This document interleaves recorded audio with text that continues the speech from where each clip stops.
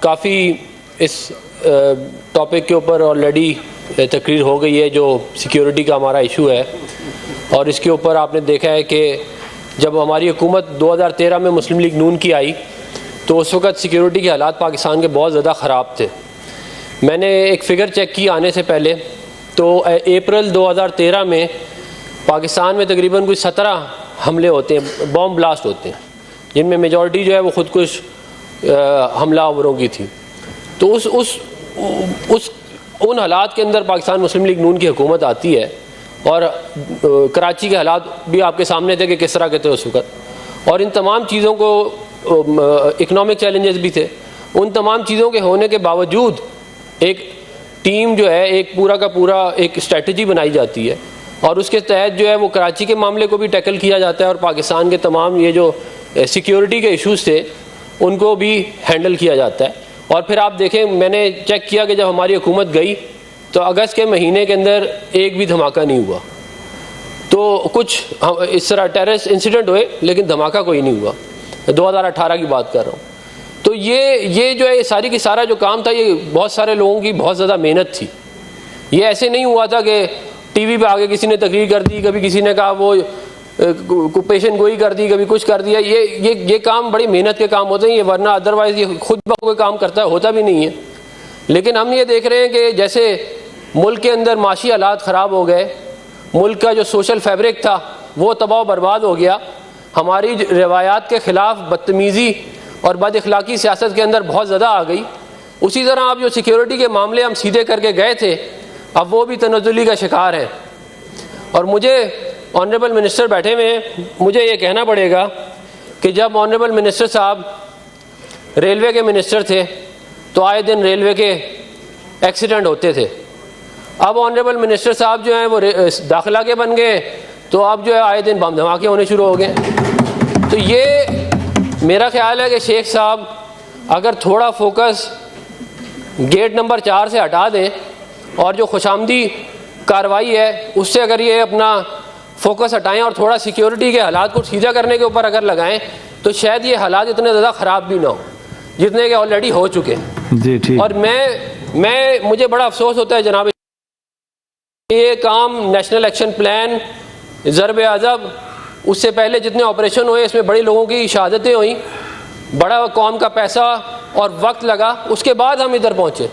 اب اگر وہی دوبارہ سے ہم ڈکلائن کی طرف جا رہے ہیں تو یہ چیزیں خراب کرنا بڑا آسان کام ہے، لیکن ان کو سیدھا کرنا جو ہے یہ اس کے لیے بڑی محنت جو ہے وہ چاہیے ہوتی ہے۔ اور میرا یہ خیال ہے کہ پرائم منسٹر صاحب کو بھی چاہیے کہ وہ اس چیز سے کہ مطلب کہ اپوزیشن کو جو ہے وہ ملائن کرنے سے، اپوزیشن کو دیوار سے لگانے کے علاوہ اگر اپنے جو ایکچوئل کام ہے، گڈ گورننس کا کام ہو گیا، سیکیورٹی کا کام ہو گیا، اس پہ اگر وہ تھوڑی سی اپنی جو ہے وہ فوکس کریں تو وہ بھی بہت بہتر ہوگا۔ ورنہ میں آپ کو یہ ابھی بتا رہا ہوں کہ یہ دوبارہ سے وہ جو حالات ہم نے پہلے دیکھے ہیں، اور اس قوم کے ہماری قوم نے دیکھے ہیں کہ روزانہ بچے جو ہیں وہ اسکولوں میں شہید ہوئے، جو ہے لوگ بازار جاتے تھے تو بم دھماکے ہوتے تھے، وہی والا ماحول دوبارہ سے آ جائے گا۔ اور میں یہ بھی کہوں گا کہ یہ میں کس کے نام لکھوں جو علم گزر رہے ہیں، میرے لوگ مر رہے ہیں، میرے شہر جل رہے ہیں،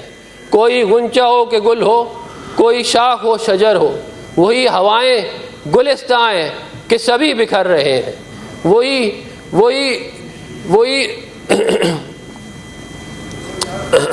میرے ذہن سے نکل گیا تھوڑا سا۔ جی یہ جو ہے وہی ہمارا جو میں بنیادی طور پہ شاعر جو اس میں یہی کہہ رہا ہے کہ دیکھیں وہی ہم لوگ یہ ساری چیزیں ٹھیک کر کے گئے تھے، اب جو ہے وہ دوبارہ سے حالات اس طرح آ گئے ہیں۔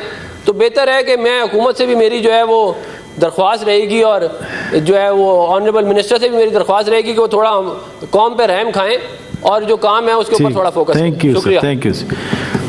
آنریبل سینیٹر دنیش کمار، بہت بہت شکریہ، منارٹی کے کوٹے سے۔ جی بہت بہت شکریہ جناب اعلیٰ۔ آج جس اہم موضوع پر ایوان بالا میں بحث ہو رہی ہے، میں سمجھتا ہوں کہ یہ وقت کی اہم ضرورت ہے، چونکہ نیا سال بھی شروع ہے، اور میں اس موقع پر امید رکھتا ہوں ٹریزری بینچز سے اور اپوزیشن بینچز سے کہ पाकिस्तान की खातिर, इस दहशतगर्दी के अफरेत से बचने की खातिर हम सबको मुत्तहिद होना पड़ेगा और दहशतगर्दों को ये पैगाम देना होगा कि पाकिस्तान एक अजीम कौम है और दहशतगर्दी से नहीं डरेगी, दहशतगर्दी का खुलकर मुकाबला करेगी। जनाब आला, मैं आता हूँ दहशतगर्दी के हवाले से, इस दहशतगर्दी के अफरियत से जितना मुतासर बलूचिस्तान हुआ है, जितना मुतासर बलूचिस्तान की आवाम हुई है, मैं समझता हूँ पाकिस्तान में और कोई भी नहीं हुआ। गुज़िश्ता साल 124 दहशतगर्दाना हमले होते हैं, जिसमें 160 से ज़ायद बलूचिस्तान के लोगों की जानें जाती है, जिसमें बलूचिस्तान में रहने वाले हर कौम के लोग शामिल हैं। उस शोधा में बलोच शामिल है, पश्तून शामिल है, वहाँ रहने वाले सिंधी शामिल है, वहाँ रहने वाले सेटलर शामिल है, और हमारी जो लॉ इन्फोर्समेंट एजेंसियाँ, उनके भी बंदे वहाँ शहीद हुए हैं। तो आप बताएं। और इस तरह से मैं बता देता हूँ कि बलूचिस्तान में जो धमाके हुए, वहाँ पर इमाम बारगाहों में भी धमाके हुए, वहाँ मसाजिद में भी हुए, वहाँ चर्चेस पर भी हुए, वहाँ मंदिरों पर भी हुए। तो इसलिए मैं कहता हूं कि दहशतगर्दी का कोई दीन ईमान नहीं, दहशतगर्द होते हैं। जनाब आला, साने अनारकली होता है। साने अनारकली में जो दुश्मनान ने पाकिस्तान ने वहाँ हरकत की है, तो जब वहाँ पर जो मासूम शहरी मरे हैं, तो हम बलूचिस्तान के लोग उनके गम में, उनके शोदा की लवाकीन के गमों में बराबर के शरीक हैं, क्योंकि ये इन चीज़ों के, इन दहशतगर्दी के हम बलूचिस्तान के लोग भी विक्टिम हैं, और हम समझ सकते हैं उनके लवाकीन का गम के उनके ऊपर क्या गुजरी है। जनाब आला, इस हवाले से यहाँ पर शेख रशीद साहब भी बैठे हुए हैं। शेख साहब, इस हवाले से एक तशवीशनाक पहलू है, साने अनारकली के हवाले से तशवीशनाक पहलू है। आप देखें, जब ये साने अरुणमा होता है, सोशल मीडिया पर चल रहा है कि साने पर मरीजों को अस्पताल लेने की जगह हमारे डाके कर रहे, फिर रहे थे, प्राइस बॉन्ड लूट रहे थे, दुकानें लूट रहे थे। मैं चाहता हूं शेख रशीद साहब, ऐसे लोगों को जिन्होंने ये हरकत की है मजमूम, आप कैमराओं की मदद से उन्हें शिनाख्त करें और उन पर दहशतगर्दी एक्ट के तहत मुकदमा चलाएं, ताकि उनको भी पता पड़े कि ये जो उन्होंने ये मजमूम हरकत की है, उनको उनकी सजा मिल सके।